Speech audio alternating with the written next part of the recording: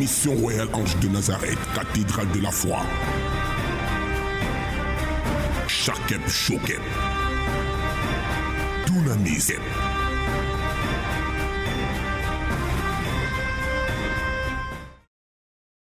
Bien-aimés dans le Seigneur, salut une fois de plus dans le nom précieux et puissant de Jésus-Christ de Nazareth. Je suis le Bishop Jonathan Kamdem et tout le plaisir est pour moi de vous retrouver une fois de plus dans le cadre de cette merveilleuse émission Dunamis. Dunamis, c'est une émission de délivrance, de bénédiction, de restauration. Dunamis, c'est une émission proposée par la Mission Royale Ange de Nazareth. Nous sommes à Abidjan, Cocody, Rivera Bonuma, juste derrière l'église catholique Saint-Joseph, à côté de l'école primaire Le Figuier. Nous avons nos cultes, il faut le dire, tous les mercredis de 18h à 20h30, les samedis, l'heure de miracle, de 17h à 20h, et les dimanches, nous avons deux extraordinaires cultes, 8h, 9h30 et de 9h30 à 12h30. Merci d'être nombreux à nous écouter comme ça tous les jeudis à 17h30, les vendredis à 10h, à 17h autant pour moi, et les dimanches à partir de 5h30. Tout ça, ce sont les heures d'Abidjan. Mais à l'instant où vous nous écoutez, ce sont les heures du pays où vous vous trouvez. Que Dieu vous bénisse et merci de rester connectés. Je suis convaincu que Dieu va vous faire du bien parce que ce week-end, oh my God, ça sera dangereux. Les témoignages sont époustouflants. La présence de Dieu est glorieuse. Mais ce week-end, Dieu va nous faire du bien. C'est le week-end de miracle, c'est le samedi, la prélude, en prélude, autant pour moi, à la grande Pâque qui aura lieu le week-end prochain, pas celui-ci, le vendredi, samedi, dimanche, vendredi pascal, samedi de miracle et le dimanche de résurrection. Préparez-vous, mais nous commençons déjà ce samedi et ce dimanche avec un culte dangereux. L'heure des miracles ce samedi et à ne manquer sur aucun prétexte. Et le culte de ce dimanche, ça sera du phénoménal parce que Dieu nous a promis une restauration immédiate des promesses et des bénédictions qui avaient été volées. Que Dieu vous bénisse. Suivons le message.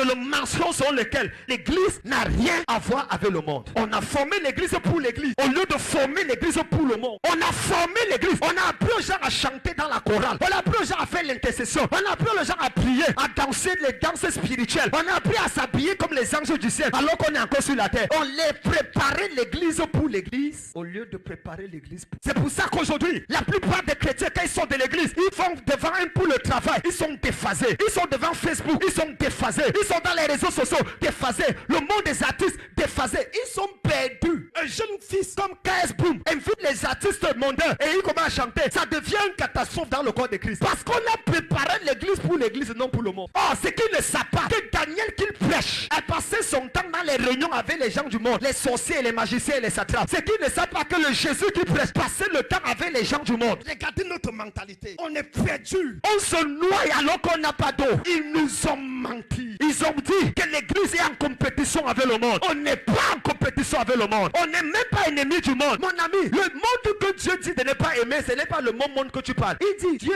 a tant aimé le monde. Pour aimer le monde, il faut aller dans la dimension de Dieu. Si tu es encore humain, n'aime pas le monde, ça va t'avaler. Il n'y a qu'un Dieu pour aimer le monde. Parce que le monde ne peut pas l'avaler car il va transformer le monde. On a appris les gens à prier, louer, crier alléluia. Mais on ne les a pas appris comment influencer la société. Nous avons tout fait pour sectariser le monde, pour sectariser l'église et non pousser l'église à révolutionner le monde. Pourtant le maître a dit, vous êtes le sel de la terre, vous êtes la lumière du monde. N'a-t-il pas dit à son père, je ne te prie pas de les ôter du monde, mais de les préserver du monde. Parce qu'ils doivent influencer le monde, parce qu'ils doivent affecter le monde. C'est la raison pour laquelle tout chrétien, pasteur, bishop, prophète qui prie pour aller au ciel est un retour. Regarde, il ira en enfer. Personne n'a le droit de prier pour aller au ciel. Seigneur, amène-moi au ciel. Ou jusqu'à quand? Pardon, amène-moi au ciel. Chacun ne dit à Dieu qu'il est idiot pour te laisser sur la terre. Quand ta mission sera finie, tu n'as pas besoin de prier. Il va te prendre. Tu n'as même pas fait. Tu ne connais même pas encore le but de ta vie. Un déserteur et tous les déserteurs, on les attrape. On fait quoi? On les exécute. Un déserteur. Tu as peur du monde. Papa, il y a trop de sorciers. Les rosicruciels. C'est le bon endroit. Tu veux t'entourer de qui? Des anges? Vous êtes le sel de la terre. Le sel n'a pas de valeur en présence du sel. Le sel a la valeur en présence de la sauce. Bien-aimés dans le Seigneur, il y a un temps pour toutes choses sous le soleil. Il y a un temps pour délivrer. Il y a un temps pour restaurer. Quand tu es délivré, la chose qui doit suivre, c'est la restauration. Toute délivrance qui ne suit pas une restauration authentique est une délivrance à moitié. Soyez bénis dans le nom du Seigneur Jésus-Christ. Et j'aimerais que nous ouvrions nos Bibles dans Actes des Apôtres, le chapitre 28, le verset 3. Actes des apôtres, chapitre 28, verset 3. Je voudrais parler aujourd'hui dans la vie de quelqu'un. Je suis venu pour mettre fin à un problème récurrent dans une famille. Et j'espère que c'est de ta famille que je parle. Acte 28, verset 3, il est écrit: Paul ramassa un tas de broussailles pour les mettre dans le feu, mais une vipère en sortit par l'effet de la chaleur et s'attacha à sa main. Je prêche rapidement sur le thème: Oh Dieu, il y a une vipère attachée à ma main. Oh Dieu, il y a une vipère attachée à ma main. Le livre des Actes des Apôtres, à coup sûr, est l'un des livres les plus dangereux du Nouveau Testament. Le livre des Actes des Apôtres se distingue des autres livres du Nouveau Testament à la mesure où il vient entre les évangiles et les épîtres. Actes des Apôtres constitue l'histoire de l'Église au premier siècle. Comment les premiers chrétiens ont vécu. Jésus-Christ, après sa mort, sa résurrection et son ascension, a laissé les disciples avec le Paraclétos, encore appelé le Saint-Esprit. Il dit: vous recevez une puissance lorsque le Saint-Esprit surviendra sur vous, et vous serez mes témoins à Jérusalem, en Judée, en Samarie et jusqu'aux extrémités de la terre. L'Église n'est pas restée orpheline. Le départ de leur maître incontesté et incontestable a permis à ce que les dons et les talents qu'ils avaient soient déployés au travers de la révélation de la personne de l'Esprit Saint. Après, dès les premiers jours de l'Église, ils ont commencé à manifester la même puissance, la même autorité, la même audacité que leur maître. Au point qu'en pratiquement 15 ans, toute l'Asie mineure, y compris l'Empire romain, a été subjuguée, subversée, détruite, renversée et redressée par l'évangélion, l'évangile du Seigneur Jésus-Christ, la bonne nouvelle. Mesdames, Mesdemoiselles, Messieurs, parmi les personnes marquantes du livre des Actes, qui a d'ailleurs été écrit par un médecin et historien de l'église appelé Luc, s'adressant à un homme appelé Théophile. Il ne faut dire que ce n'est pas son premier livre. Il a d'abord écrit l'évangile de Luc pour parler de l'amour de Dieu manifesté par Jésus-Christ. Plus tard, il va écrire le livre des Actes pour parler de la puissance de Dieu manifestée par le Saint-Esprit. Donc, une véritable vie chrétienne, d'après la théologie de Luc, doit avoir l'évangile de Luc, qui est la manifestation de l'amour de Dieu, et de l'autre côté, les Actes des Apôtres, qui est la manifestation de la puissance de Dieu. L'amour et la puissance de Dieu sont les deux pieds qui permettent à un enfant de Dieu de fonctionner normalement. L'amour de Dieu te fait, te console, te rassure dans le problème, mais la puissance de Dieu te fait sortir du problème dans lequel tu te trouves. Et je suis convaincu qu'à l'instant où je parle, après avoir expérimenté l'amour de Dieu, tu vas expérimenter la puissance de Dieu, parce que tu ne peux pas m'écouter maintenant et tu dors comme tu avais l'habitude de dormir. Un ange de Dieu va apparaître dans ta chambre cette nuit. Il y aura un déploiement du Saint-Esprit. Écoute-moi très bien. Je ne suis pas venu te parler comme les autres. Avant de m'écouter, tu as écouté d'autres prédicateurs. Après même, tu vas écouter des gens qui font des miracles. Mais ce n'est pas là le problème. Je suis venu te dire, c'est une nouvelle saison dans ta vie qui commence. Chaque homme de Dieu a son prophète.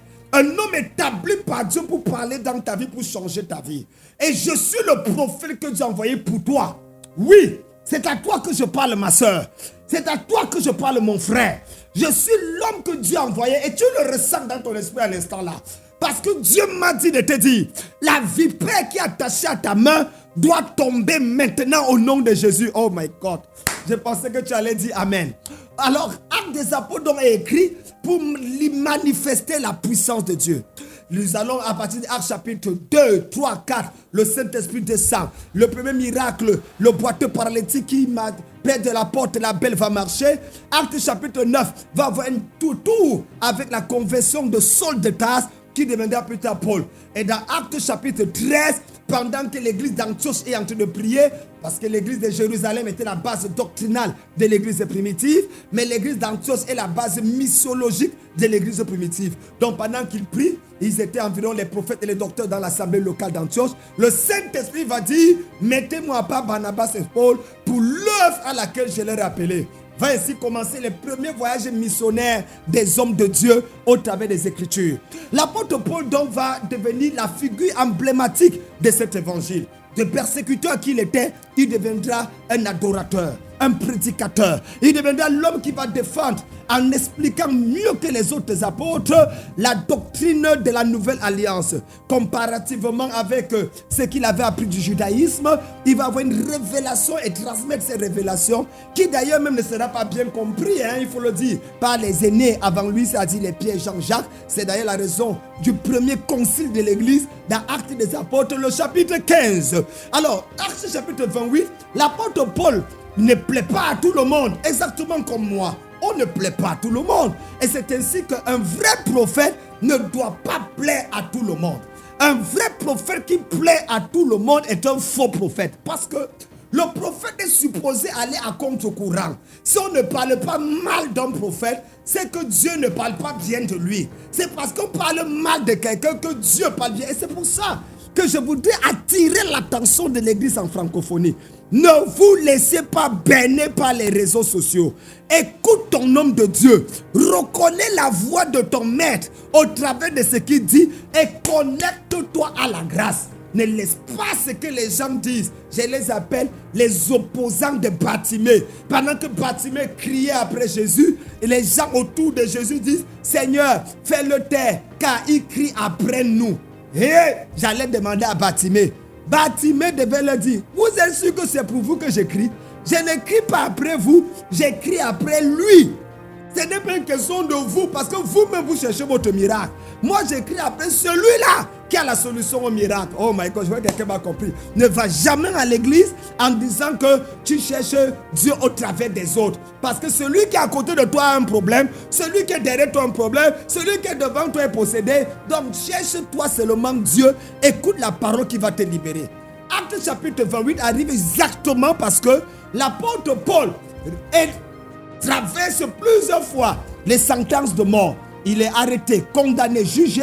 Et lorsqu'on est sur le point de le tuer par lapidation, il va sortir son passeport diplomatique en disant: je suis citoyen romain, j'en appelle à César. Or, il y a une loi qui disait que tout citoyen romain ne peut pas être jugé par une colonie et devrait automatiquement être jugé par César lui-même à Rome. C'est comme ça qu'on va le mettre dans le bateau, dans le but de l'amener à César. Sur le chemin du bateau, c'est là où Acte chapitre 28 apparaît. La Bible dit qu'il y a un vent qui va souffler. Et ce vent appelé Hurricane va les menacer au point seront sur le point de mourir. Voyez-vous mon frère, quand les hommes n'arrivent pas à te tuer, il y a des choses mystiques qui vont apparaître dans la nature pour t'empêcher d'atteindre ton objectif. Mais je déclare, tout ce qu'on a semé dans ta vie, tout ce qu'on a préparé pour te faire du mal, ça prend feu au nom de Jésus. Tu es libéré. Ton mariage sera célébré cette année. Ta voiture sera honorée cette année. Ton terrain et ta maison seront établis et construits cette année. Ce que Dieu t'a promis, je le dis et je décrète, ça s'accomplit au nom de Jésus de Nazareth. Je crois que tu allais dire Amen. Il faut dire qu'il faut nous appeler directement sur l'écran qui passe parce que je sens déjà l'envie, les téléphones sont en train de sonner, je sens l'envie de te répondre à maintenant là. Donc, le numéro est là, s'il te plaît, n'attends pas la fin du message. Parce que j'ai mon équipe de prière, moi-même je suis là, prêt à répondre au message afin de déclarer dans ta vie la fin de cette souffrance, la fin de ce malheur. Paul donc arrive dans une île appelée Malte. Le bateau a chaviré et Paul a dit: un ange de l'Éternel qui m'est apparu m'a rassuré que personne de vous ne mourra. Est-ce que vous savez qu'à cause d'une bonne personne dans ta vie, le malheur qui devait arriver dans ta famille peut ne pas arriver? Oui, à cause d'une personne, une famille peut être détruite. Et également à cause d'une personne, une famille peut être restaurée. Je ne connais pas qui, l'oncle, la tante, qui est allé avec le nom des enfants de ta mère et qui a semé ça dans la sorcellerie en disant qu'aucun de vous ne va réussir parce qu'il a pris tous vos étoiles. Je viens déclarer au nom puissant de Jésus de Nazareth qu'à partir de cet instant, pendant que tu me regardes, je transfère dans ta vie une notion, une grâce qui fait en sorte que tout ce qui est fait contre les enfants de ta mère est voué à l'échec au nom de Jésus. Tu vas réussir, tu vas prospérer, tu vas avancer. Le malheur là ne frappera pas une deuxième fois. Je frappe la main sur ma poitrine et je déclare, partout on a pris ta photo, partout on a pris ton sous-vêtement, partout on a pris ta chevelure pour aller pratiquer avec. Tu es libéré au nom de Jésus. Tu es libéré au nom de Jésus. C'est quelle histoire ça? C'est quelle histoire ça? Est-ce que tu es né de nouveau pour souffrir de nouveau? Est-ce que tu es le frère jumeau de la malchance? Qui est ce démon qui peut oser arrêter la gloire de Dieu dans ta vie? Qui l'a accouché? Aujourd'hui, dans les 24 heures qui viennent, ce que Dieu t'a promis, je libère ça dans ta vie. Je libère ça dans ta vie. Au nom de Jésus de Nazareth. Partout dans le village, même dans la maison de ton père, on a déclaré que personne ne va réussir. Il y a onction et onction. Et je sais sur quel pied je me tiens. J'annonce le mariage. Les cloches du mariage vont retentir cette année dans ta famille. J'annonce que le ventre qu'on avait fermé là, tu vas à l'hôpital, on dit que non, on ne voit pas ce qui se passe. Mais vraiment, c'est la sorcellerie. Je libère ton utérus. Je libère ton utérus. Reçois ton bébé miracle. Reçois ton bébé miracle. Reçois ton bébé miracle. J'ai dit que tu reçois ça maintenant. Je ne l'ai pas dit après. Ne me dis pas. J'étais en train de prêcher dans mon église. Et pendant que je prêche, je me tourne vers une femme. J'ai dit, madame, dans 9 mois, vous accouchez. Exactement 9 mois, notez. À la fin du message, elle me dit, papa, je n'ai pas voulu t'embarrasser. Mais c'est impossible que ta prophétie se réalise. Je demande pourquoi. Elle dit, papa, mon mari allait en mission en France, ça fait 2 mois. Et il revient dans 4 mois. Oh, je ne suis pas enceinte. Comment je vais accoucher dans 9 mois? Elle dit, madame, il ne faut pas choquer le prophète. Il ne faut pas me faire avoir la calvitie avant mon temps. Quand l'ange a dit à Marie, tu seras enceinte. Marie, elle était vierge ou elle n'était pas vierge? Il me dit vierge. Et toi-même, tu n'es même plus vierge. Et je te dis que tu es enceinte, tu ne crois pas. Tu ne penses pas que Dieu, pendant les années où tu dormais avec ton mari, peut préserver dans une poche une partie du sperme, in vitro. Il fait une injection à l'intérieur prophétique et que l'enfant voit le jour. Lève-toi, tu vas. Tu es dans 9 mois. Prépare la layette. Elle est partie. 2 mois, 3 mois, elle ne va plus ses règles.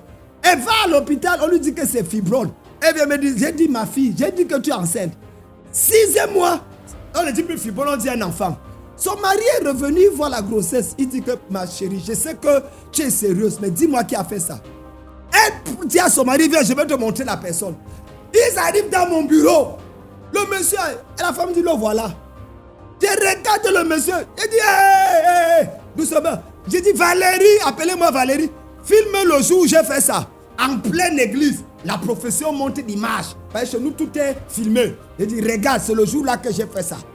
Il dit oui, l'enfant est sorti. Le monsieur a un 6e doigt ici là et un bouton au niveau du derrière vers la fesse gauche. L'enfant est sorti avec le bouton ici et un. Quand Dieu veut confondre tes ennemis, je prie pour toi aujourd'hui. Ton miracle a lieu maintenant. Ta délivrance a lieu maintenant. Ta libération a lieu maintenant. Ton téléphone sonne dans les 24 heures qui viennent. La bonne nouvelle que tu attendais, on te donne. Ce visa te sera donné. Cette bénédiction frappe à ta porte. Aucun démon ne va arrêter son nom de Jésus. La Bible dit que Paul arrive et il faisait froid. Il ramasse un tas de broussailles.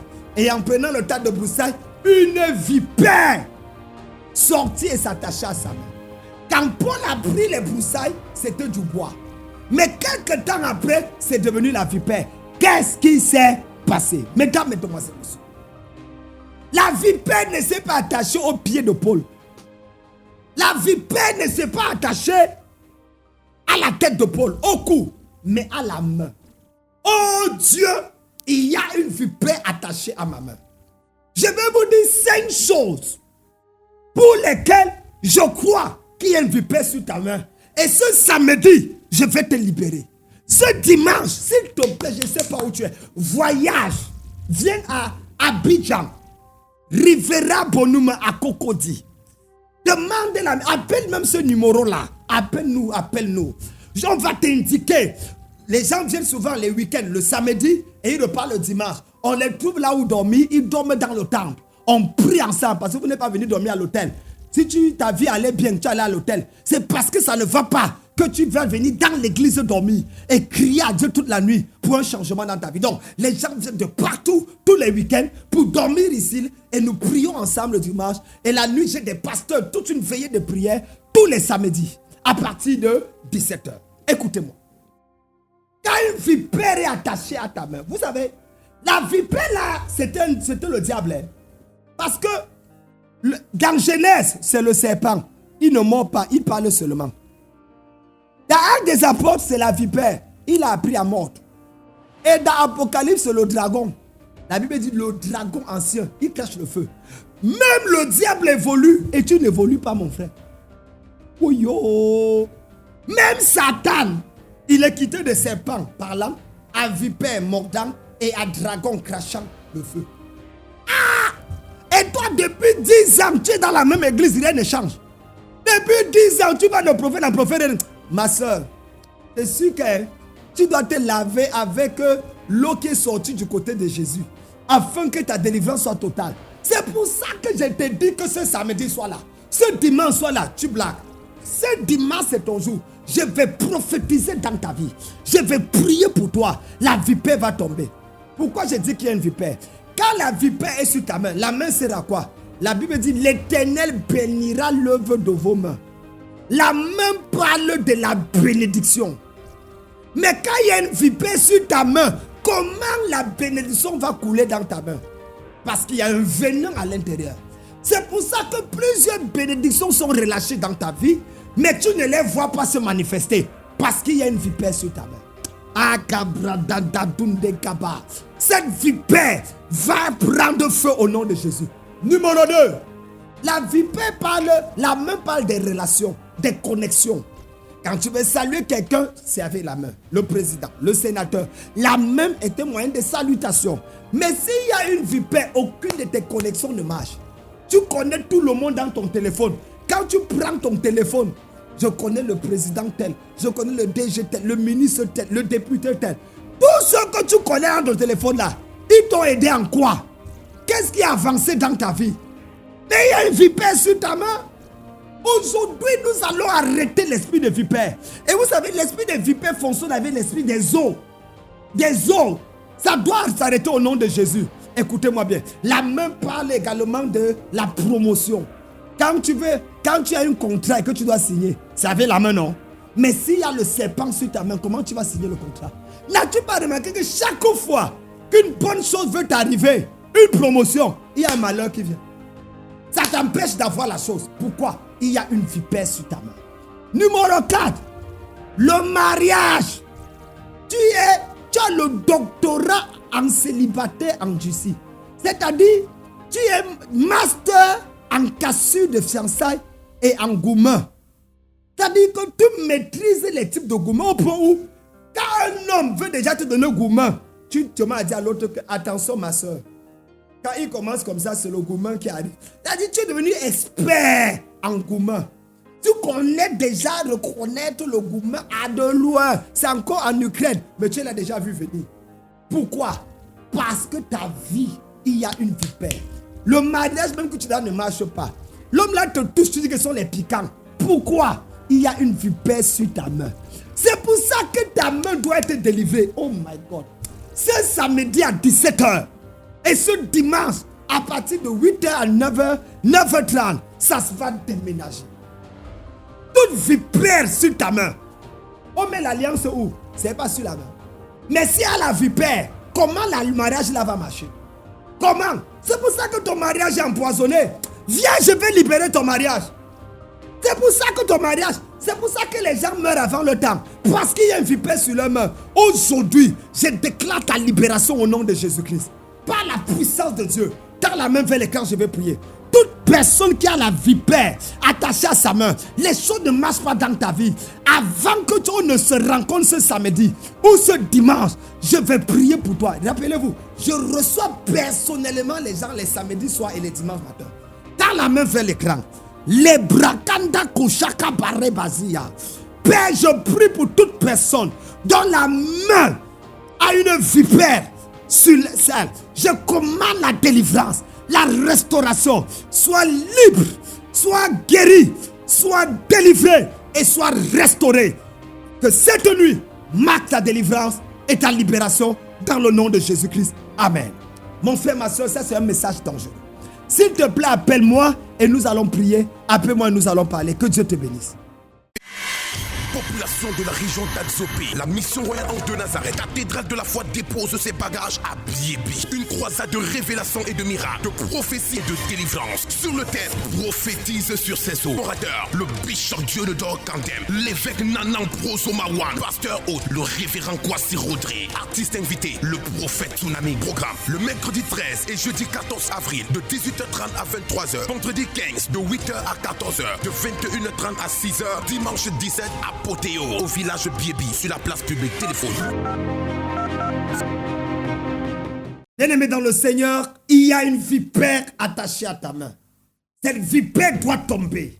La délivrance n'est pas quelque chose qu'on blague avec.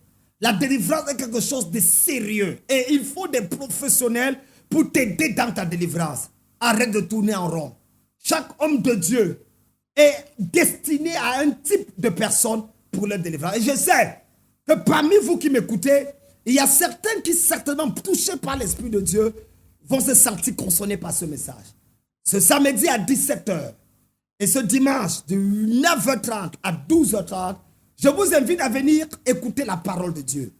Nous allons arrêter l'esprit des vipères, comment localiser les symptômes et détruire les forces des malédictions qui nous empêchent d'avancer dans le nom de Jésus. Le numéro de téléphone est simple, c'est le 0102 08 88 87.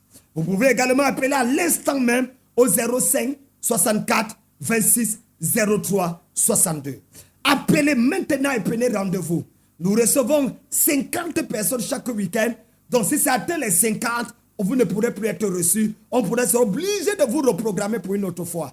Donc les 50 premières personnes appelées seront mises sur la liste de travail spirituel pour que nous puissions les recevoir ce week-end. C'est ce samedi à 17h, c'est dimanche. Nous avons le culte de 8h à 9h30 et de 9h30 à 12h30. Je voudrais clôturer en disant à Biébi, bonne nouvelle pour les habitants d'Azopé. Du côté de Biébi, je serai là pour un moment exceptionnel dans la gloire de Dieu. Nous allons commencer l'ouverture de la Pâque avec vous par la grâce de Dieu, mais nous clôturons bien sûr ici là avec un culte spécial le dimanche de Pâques. Ceux qui sont du côté d'Abidjan, n'oubliez pas, nous avons vendredi de Pâques un culte spécial et c'est une mini-veillée, vendredi de Pâques, le samedi et le dimanche, des cultes prophétiques de résurrection en blanc. Dieu vous bénisse, merci de rester connectés et rendez-vous ce samedi et ce dimanche à partir de samedi à 17h et le dimanche à 9h30. Ciao.